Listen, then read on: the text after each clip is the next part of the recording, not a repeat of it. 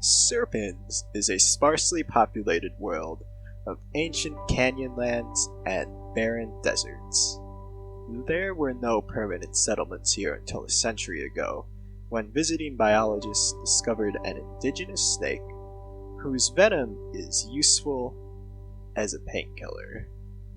Is as useful as a painkiller and heart medication. That led to a few small laboratories being set up in the desert, and to the eventual discovery of other useful compounds that can be extracted from the local flora and fauna.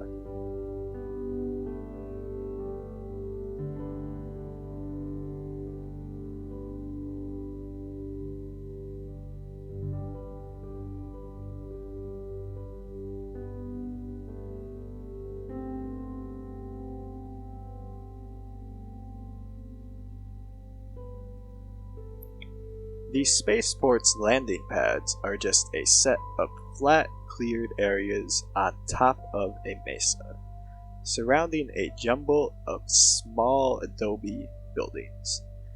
Inside the spaceport, scientists in lab coats rub shoulders with snake wranglers who ride in and out on horseback, dressed in denim and wearing oversized straw hats. The whole place smells of antiseptic and manure.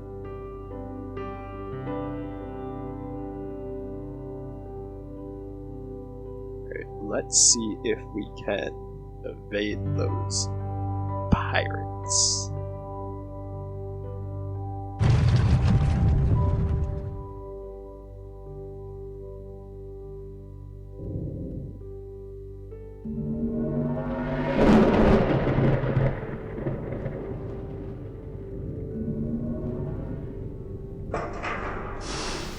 You wish your passenger the best of luck on Glory, and collect your payment. Elsewhere in the galaxy, people speak dismissively of the boughten sunshine that rich terraformed worlds can afford. On Glory, even many of the lakes and hills are artificial, crafted to garden-like perfection. Fittingly, the chief industry on Glory is plastic surgery, along with other medical efforts aimed at prolonging life, funded by rich, elderly folks who have settled here. Glory is also home to the Academy of Planetary Sciences, the organization at the forefront of terraforming research. The Academy takes on only a handful of apprentices each year, and guards its secrets very closely.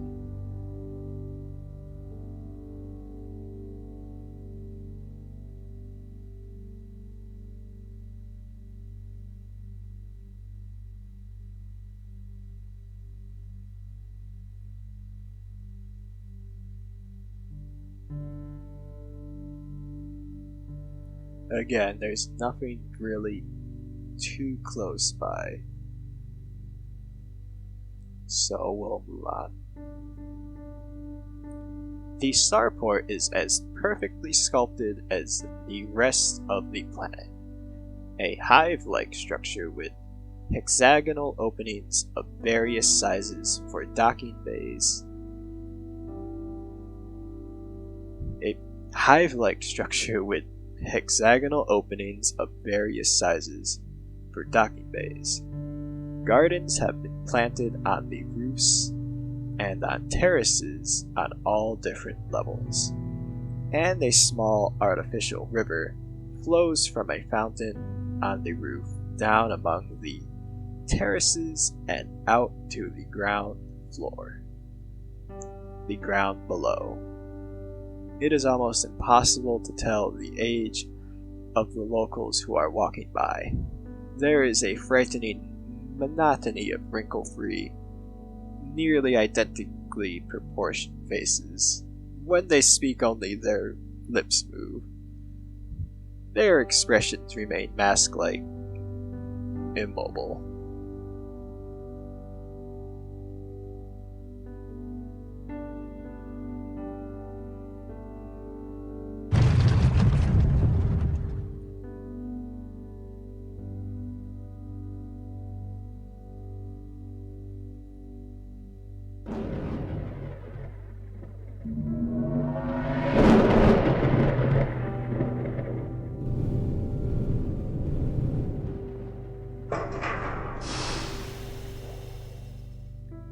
Mainsail is a water world, although there are some settlements on dry land.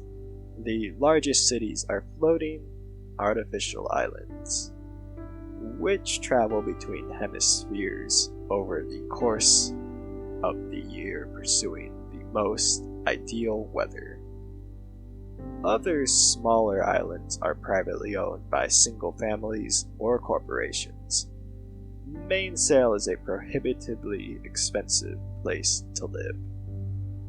Centuries ago, Mainsail was home to pirates of the old-fashioned variety. Fleets of motorboats, or even old-fashioned sailing vessels that would launch raids against the city ships.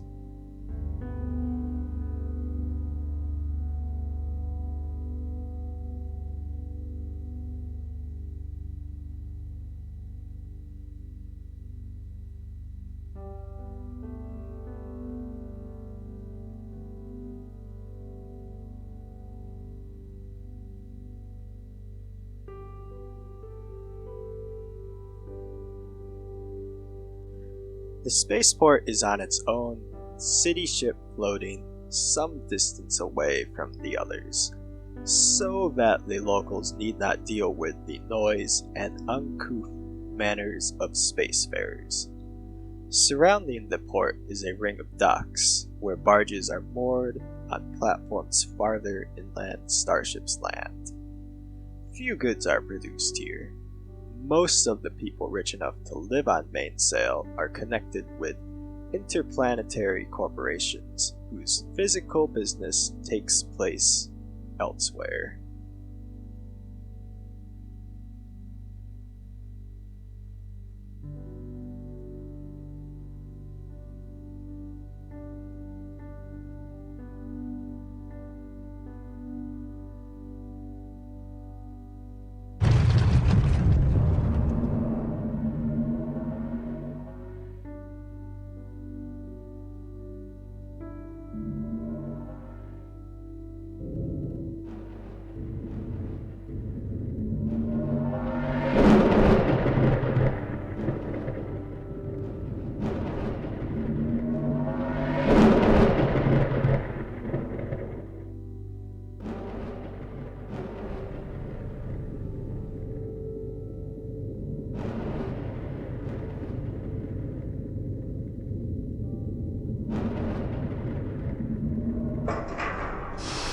You wish the workers the best of luck on Geminus, and collect your payment.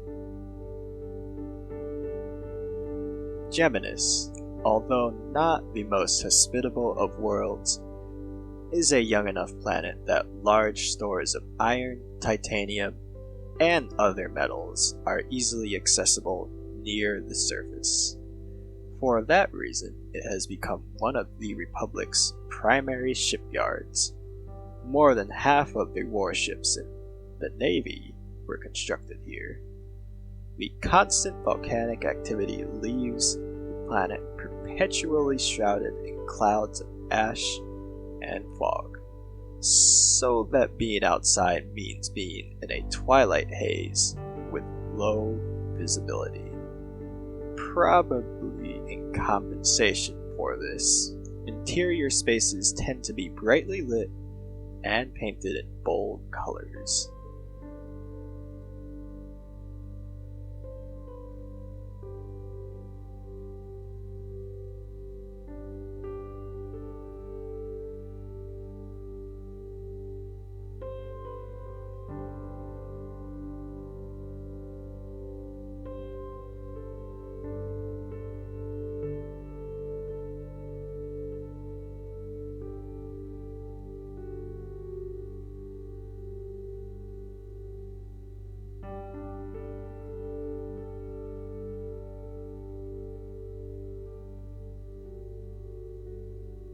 Like everything else on Geminus, the spaceport is not terribly pretty, but is functional and efficient.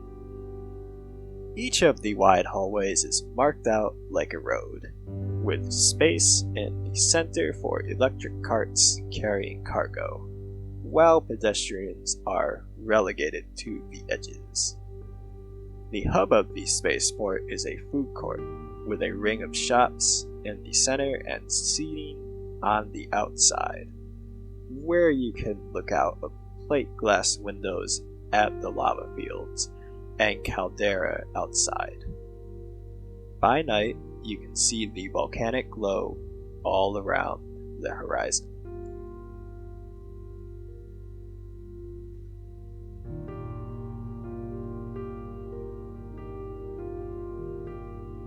You have all the info already that it'll show as already installed.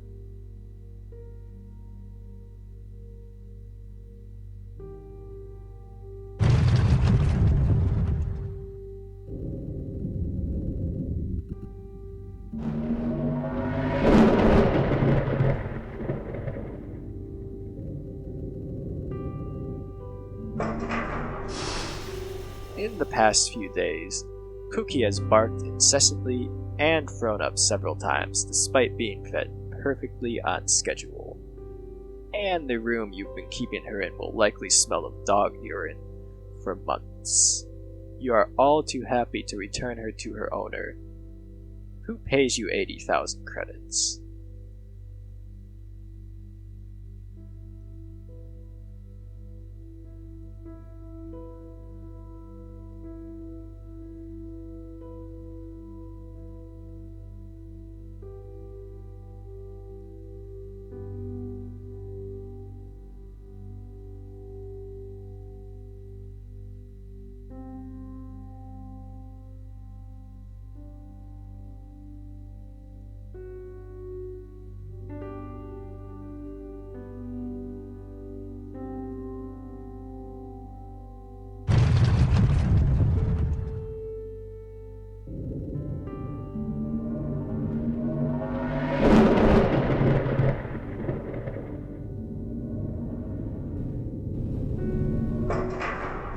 You wish your passenger the best of luck on Martini and collect your payment.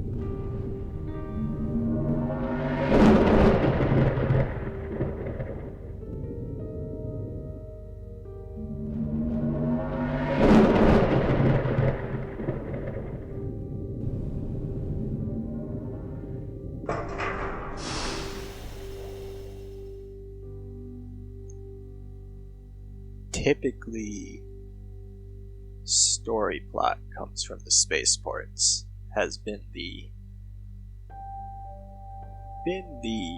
pattern so far. That's why I check each time.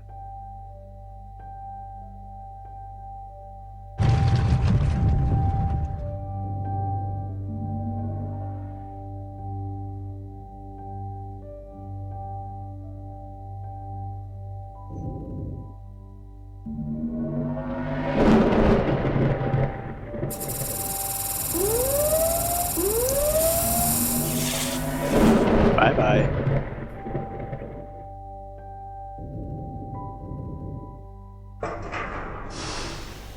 You wish your passenger the best of luck on reunion, and collect your payment of 9,000 credits.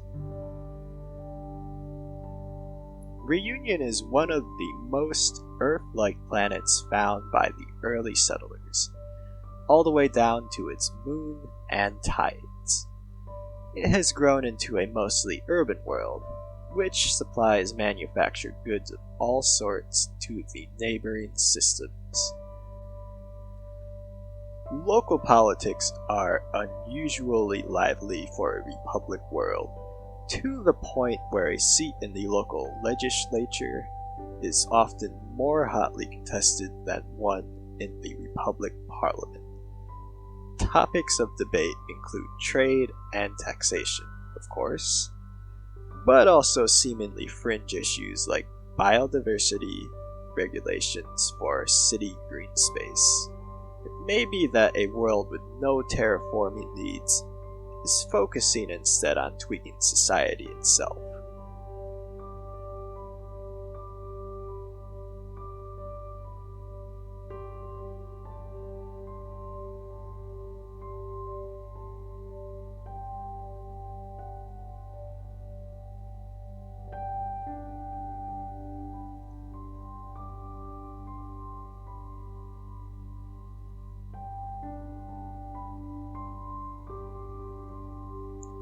This spaceport, although designed as a clean and modern building, is a place of barely controlled chaos. Vendors selling food on the sides of the hallways, tourist families with young children, and even a few farmers driving cattle. People of every age and race and occupation rub shoulders here, but there is no sign of the extreme sort of poverty that you have seen on some other worlds.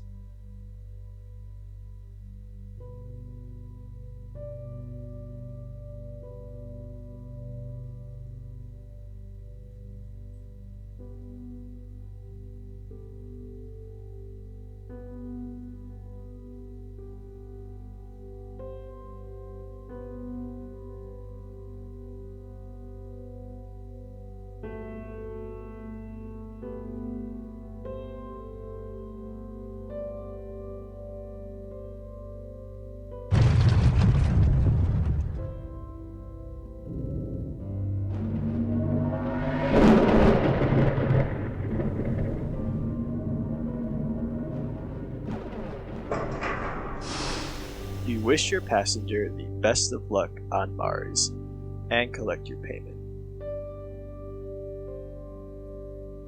Mars was humanity's first attempt at terraforming. Although it remains a dry, cold desert, the air is now breathable without an oxygen tank, and there are sections of the planet where a fair number of plants can grow.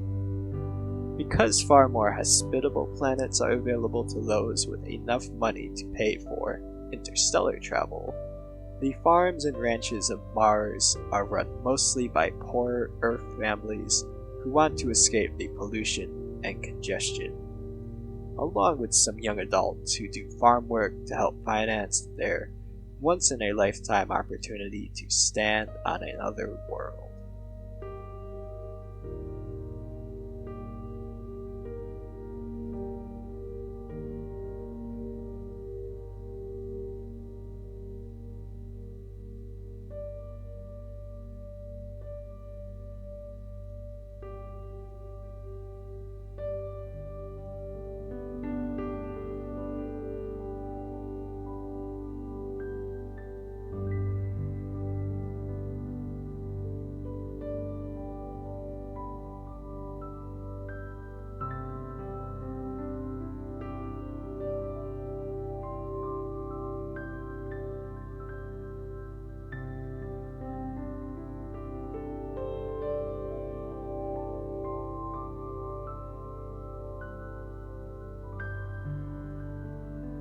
The spaceport on Mars is situated next to the northern polar basin, one of the few places where post-terraforming a natural lake exists.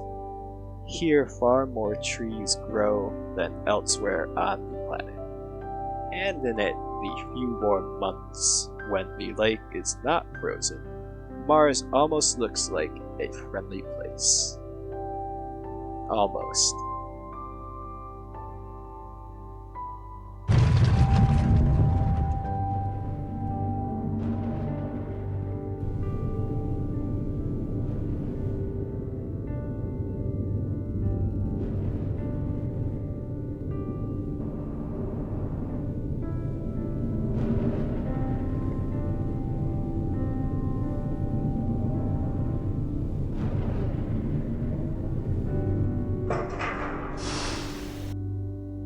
In the early days of space travel, back when engines were still so inefficient that escaping from a planet's gravity was costly and difficult, an enormous shipyard was built on the moon where asteroids harvested from the asteroid belt were mined for raw materials for ships. The facility is still in operation, although it is now overshadowed by the far more advanced shipbuilding centers like Geminis and the Castor system.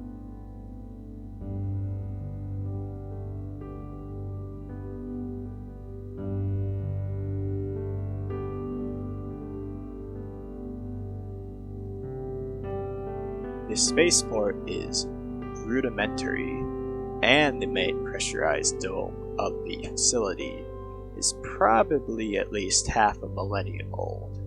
So many metal foil patches have been cemented to its outer wall to stop slow air leaks that in places they entirely cover the surface.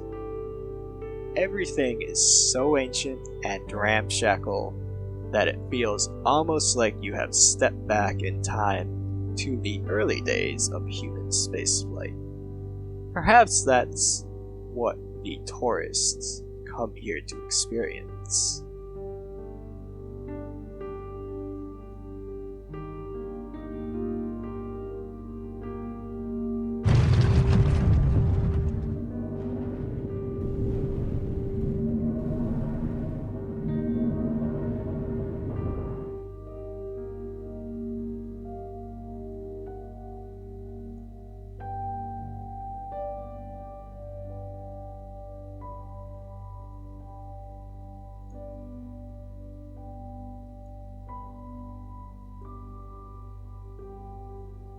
There's also a nice tooltip up here that'll say if you visited or not.